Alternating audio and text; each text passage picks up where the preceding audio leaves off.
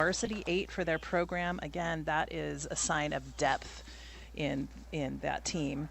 In lane 2, it's Grand Valley, lane 3, Vermont, and lane 4, Purdue. These three crews, some of the top club programs in the nation. And right now we're looking at a really hot start coming out of Vermont. So Vermont with just a slight lead over Purdue. Purdue with just a couple of seats over Grand Valley. Again, super early on in this race. We'll let it shake out a little bit as these crews settle into their base rate.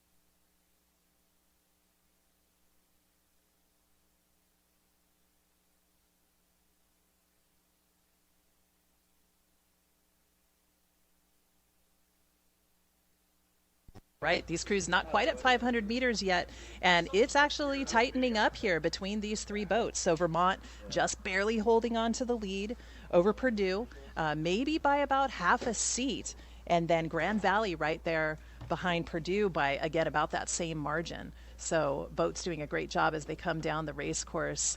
We're looking at some different oar configurations in the Vermont boat. We have a couple of buckets right there. So Whitney, you want to explain what a bucket rig is?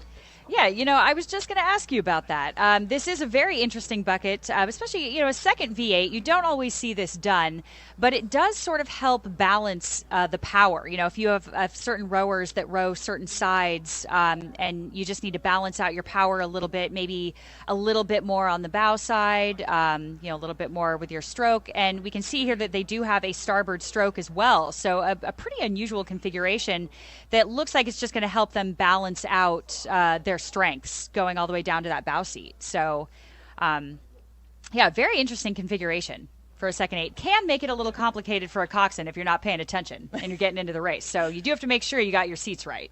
That is true. And a little bit of a wildlife interference there. We've got some geese on the course. Looks like the Vermont coxswain was able to bypass that. But, unfortunate here, the Purdue boat looks to have caught a pretty wicked crab. I am sure that they are going to be able to get that back and maybe do a little bit of a mini start to get back into the race because previous to that they had evened themselves up with Vermont, but now it's Grand Valley's race. So Grand Valley now pushing themselves into the lead.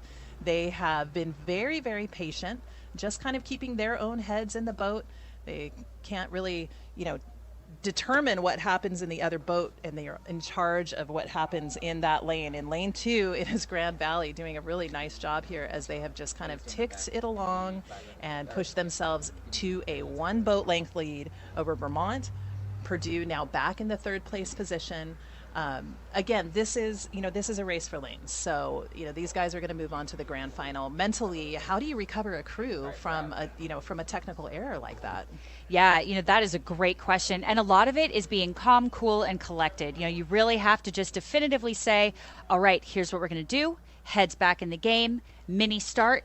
We're okay, let's get going. And you kind of just get their heads back in the game and kind of get them back and relaxed into that base rate. Again, you got to get heart rates down, you got to get heads back in the boat, and just kind of get them back on track with that race plan. And that's not always easy, especially for somebody who maybe hasn't had that happen before. But it looks like they're recovering and kind of getting back in the game here, and we'll see what they can do. See if they can maybe take the rate up a beat or two and get back in the game. Yeah, and I think that in terms of, a crab happening, any sort of a mistake, the oar lock popping out, whatever, it's not a matter of if, it's a matter of when. For anyone that's been on the race course, they know that that is a part of racing sometimes. So it's all how you recover, how you maintain composure. If you've got a good coxswain, it's a lot easier to develop that composure. So right now, Grand Valley doing a great job out in front. Vermont with that hot start, they are slipped back to 2nd place, and then Purdue trying to get back into the thick of things. But again, they have another chance, another opportunity in that grand final to execute a perfect race.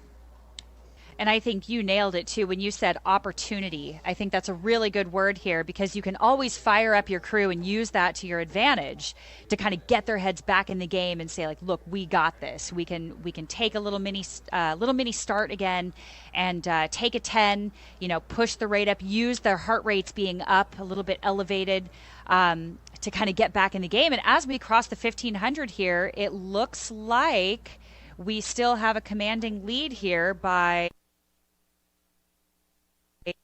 Grand Valley here, which has a long history, again, of having a very large program. So the depth in this program typically is very, very good, and they have a lot of athletes to work with. So Yeah. it looks very good. I was able to talk to the Grand Valley head coach yesterday, which was a great conversation, and he really wanted to take hats off to his student leadership on the team. They really are the ones that create the culture in the program. They're the ones that guide the spirit of the team, and we're seeing that right now in this second Varsity 8. They've got good heads on their shoulders, just kind of doing their job, doing what they need to do to get into that grand final. And then Vermont as well. Vermont, rowing out of Burlington on Lake Champlain, I think that they row on. I think you're right. Yeah, they are doing a great job, still holding off Purdue, but Purdue, hats off to them for recovering from that crab and now attempting to pull even with Vermont for these final few strokes. So I'm looking forward to the grand final, actually, of this race tomorrow. That's going to be quite a barn burner, I think, from start to finish. As this race progresses down the race course, we've seen quite a bit of drama, which is always, exciting in a sport where not a whole lot happens in a very short amount of time. But I think the excitement has been watching Purdue recover and bring themselves back into the race. Yeah, they are definitely back in the race here. And as a Southern Californian, it's very exciting to see a school like Vermont coming out of this and really holding their own here. Looks like they're still in second. We have Grand Valley crossing the line first with about a boat of open water, very roughly. But Purdue really pushing here for that second place. It looks like Purdue may be across the line second, just barely over Vermont. I agree, What a Whitney. race. That was Purdue in that second place position, just barely in front of Vermont. So great job to them, and great job for their coxswain. I would say that was a coxswain's race. Thank you. Yes, well deserved. Good job to those coxswains. Purdue, especially keeping them back, getting their heads back in the game and back on track for that second place finish.